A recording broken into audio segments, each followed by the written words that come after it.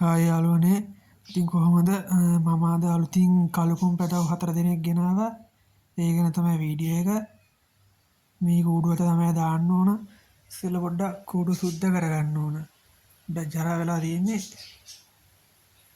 කළුකුම් මාසයක් වගේ වයස ඉන්නේ පැටව 4ක් ගෙනාවා.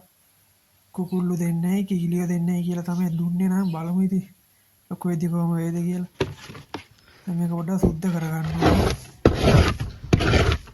පරණ දහය ටික අයින් කරගන්න ඕන දැන්.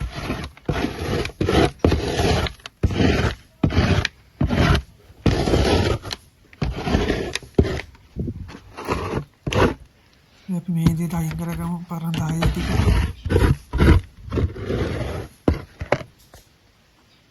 හරි දැන් පරණ දහය ටික අයින් කරගත්ත දැන් අලුත් 10 දාගන්න ඕන. මේ කූඩුවේ දැන් අර පොර ජෝඩුවක් මම ජෝඩුව දුන්නා. මම පොර සත්තු වලට වැඩිය කැමති නැහැ. ඒ හින්දා දීලා දැම්මා. දීලා තමයි මේ කළුකුම් ගෙනාවේ. හරි ඔන්න අලුතින් 10ක් දැම්මා. අපි දාගමු කළුකුම් පැටව 4 දෙනා. මේ ඉන්නේ කළුකුම් 4 දෙනා.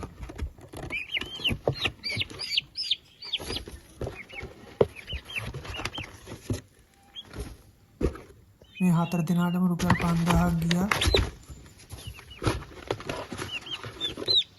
එක්කෙනෙක් 1250 වගේ ගත්තේ.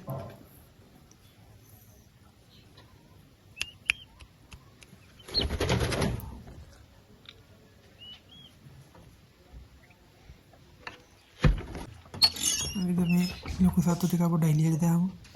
උදේ වරේ පොඩ්ඩක් වැස්ස ඒ හින්දා එළියට දැම්මේ නැහැ. දැන් තමයි එළියට දාන්නේ. මේක එක්ක ආයෙ දැන් එළියට එනවා.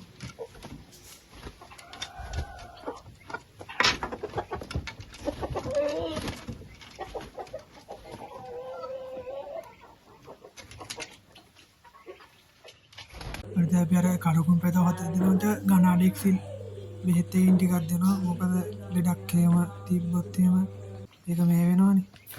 දැන් කනාඩෙක්සිල් දෙන එක හොඳයි.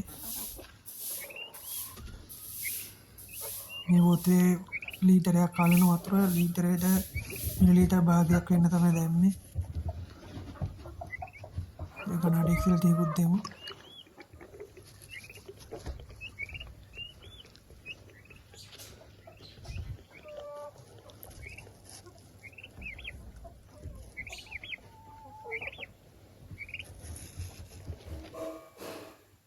හරි ඔන්න වතුර එකත් අයි කරා.